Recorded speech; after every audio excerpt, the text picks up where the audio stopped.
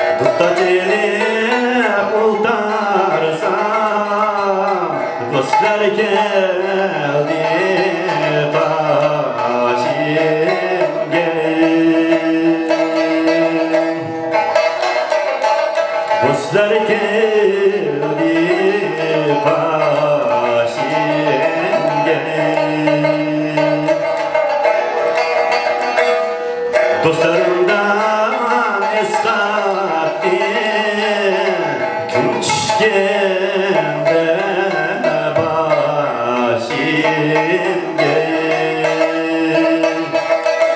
Künçkende